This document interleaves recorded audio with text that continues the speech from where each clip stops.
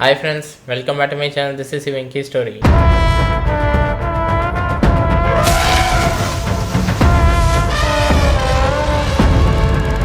இன்றைக்கி நம்ம என்ன பார்க்க போகிறோம்னா அசோக் செல்வன் சாந்தனு இவங்க ரெண்டு பேர் கம்போவில் ரிலீஸ் ஆகிற ப்ளூ ஸ்டாரோட அஃபிஷியல் ட்ரெய்லர் தான் நம்ம இன்றைக்கி பார்க்க போகிறோம். இந்த படத்துலேருந்து வர சாங்ஸ் எல்லாமே ரொம்ப ஹிட் ஆகுதுன்னு நம்ம சொல்லலாம். ரெயில் சாங் நம்ம ஆல்ரெடி பார்த்துருப்போம். ஸோ அது எல்லாமே செம்மையாக ஹிட் ஆச்சுன்னு நம்ம சொல்லலாம். ஸோ இப்போ அசோக் செல்வனுக்கும் கீர்த்தி பாண்டியனுக்கும் கல்யாணமே ஆயிடுச்சு. ஸோ அதுக்கப்புறம் இந்த படமே ரிலீஸ் ஆகுதுன்னு நம்ம சொல்லலாம். ஸோ பார்ப்போம் ட்ரெய்லர் என்ன மாதிரி இருக்குன்றது. ஸோ டம்னேயில் பார்த்தேன்னா இது ரெண்டும் கிரிக்கெட் சம்மந்தப்பட்ட ஒரு இதுவாக இருக்குன்னு நினைக்கிறேன். ஸோ லால் சலாமும் கிரிக்கெட் சம்மந்தப்பட்டது தான். ஸோ இதுவும் கிரிக்கெட் சம்மந்தப்பட்டது. ஸோ எப்படி இருக்க போகுதுன்னு தெரியல. ஸோ பார்ப்போம் ட்ரெய்லர் எப்படி இருக்குன்றதை பார்த்து தெரிஞ்சுக்கலாம். ஸோ வாங்க வீடியோக்குள்ளே போகலாம்.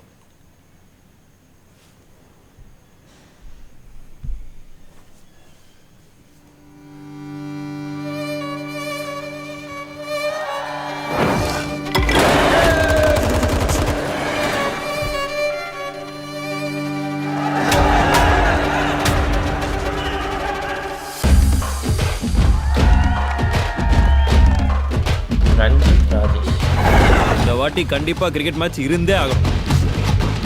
ஸ்போர்ட்ஸ்னு ஒன்று இருந்தால் தான் ஏன் டிசிப்ளின் இருக்கும். எந்த நேரமும் கிரிக்கெட்டுன்னு டேய் நான் கிரிக்கெட் சோத்துல ஒட்டினே கிரிக்கி பாரு. அந்த பேட்டை ஒரு நாள் ஒட்டி அடுப்புல வைக்கல நான் ஆண்டவர் புள்ளையில பாத்துக்க.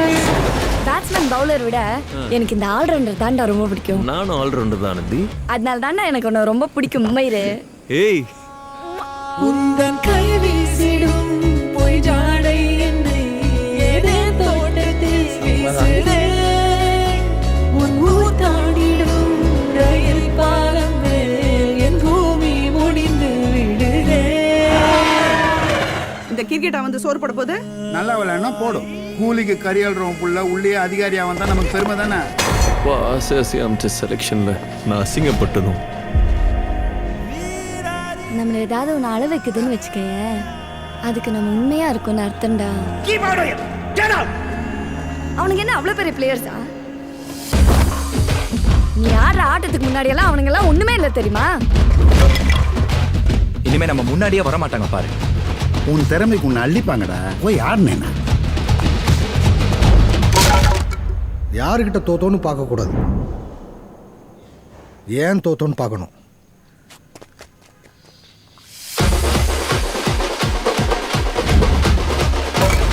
இங்க வந்து ஆடுறதுக்கு உங்களுக்குலாம் ஒரு தகுதி வேணும்டா. போடவில்லை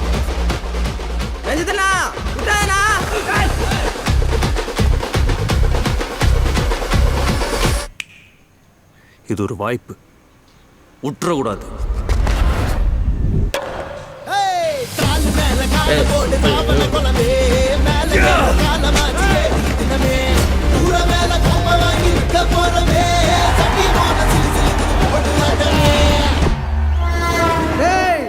அடிச்சு ஜெயிங்கடா. சூப்பர். கடைசியில் பாருங்க அந்த ஒரு ஷாட் அடித்ததுக்கப்புறம் பாருங்க செம்மையாக இருந்தது. அந்த ஒரு அசோக் செல்வன் அந்த ஷாட் அடித்ததுக்கப்புறம் டக்குன்னு தோனி எல்லாருமே வந்தாங்க பாருங்கள். அந்த ப்ளூ ஸ்டாருன்றதை அது காமிச்சது தான் செம்மையாகவே இருந்தது. செம்ம கூஸ் பம்ஸாக இருந்ததுன்னு சொல்லலாம். ஸோ இது ஒரு டிஃப்ரெண்ட்டான இது அந்த மதம் அந்த இதெல்லாம் இல்லை. ரெண்டு பேருமே ஒவ்வொரு கிரிக்கெட்டில் லீக்கு செம்மையாக ஆடுவாங்க. ஸோ அவங்களுக்கு அந்த இடத்துலேருந்து அவங்களுக்கு ஒரு இது கிடைக்குதா இல்லையா, ஒரு ரெக்கக்னேஷன் கிடைக்குதா இல்லையான்றது இவங்க ரெண்டு பேருக்குள்ளேயும் ஒரு சண்டை போயிட்டுருக்கு. ஸோ இவங்க ரெண்டு பேருமே நல்ல பேட்ஸ்மேன், ஒன்று பவுலர், ரெண்டு பேருமே நல்லா இருக்காங்க. இன்னொருத்தவங்க ஆல்ரவுண்டராக இருக்காங்க. ஸோ இப்படி இருக்க போகும்போது அவங்களோட லைஃப்பில் ஒரு வாய்ப்பு கிடைக்குது. அந்த வாய்ப்பை அவங்க பயன்படுத்திக்கிறாங்களா இல்லையான்ற மாரி ஒரு ஸ்டோரி எடுத்துகிட்டு போகிறாங்க. ஸோ அதை காமிச்ச விதம் செம்மையாகவே இருந்தது. அதே போல் ரெண்டு பேருமே அந்த ரஃப் அண்ட் டஃப்பாக அந்த ஃபேஸ் அவங்களோட அந்த மேக்கப்பாக இல்லை ஒரிஜினலானே தெரியல, அந்தளவுக்கு அவங்களோட அந்த இது ஃப்ரேம் வச்சுருக்காங்க. ஸோ அது எல்லாமே செம்மையாக இருந்தது. அவங்க ரெண்டு பேருமே அடிச்சுக்கிறாங்க, இது பண்ணிக்கிறாங்க, அது இன்னொரு விஷயம்.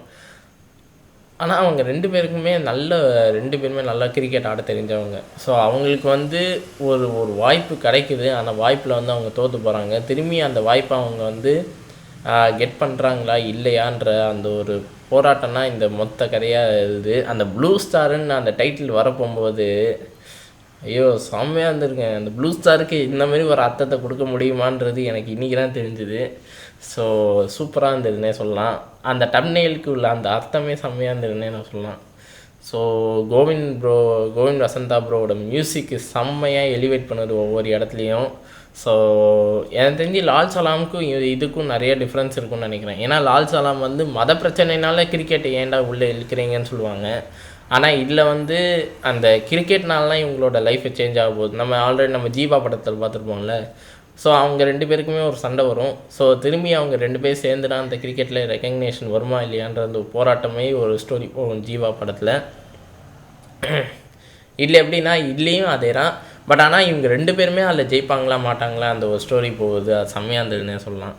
சாந்தனு ப்ரோவும் சரி அசோக் செல்வன் ப்ரோவும் சரி 2 பேருமே நீ ஸ்கோர் பண்ணுறியா நான் ஸ்கோர் பண்ணட்டுமா அப்படின்ற ஒரு ஃப்ரேமில் கூட 2 பேருமே போட்டி போடுறாங்கன்னே சொல்லலாம். கிரிக்கெட் மாதிரி அவங்க 2 பேரும் போட்டி போடுற விதம் வந்து செம்மையாக இருந்தது.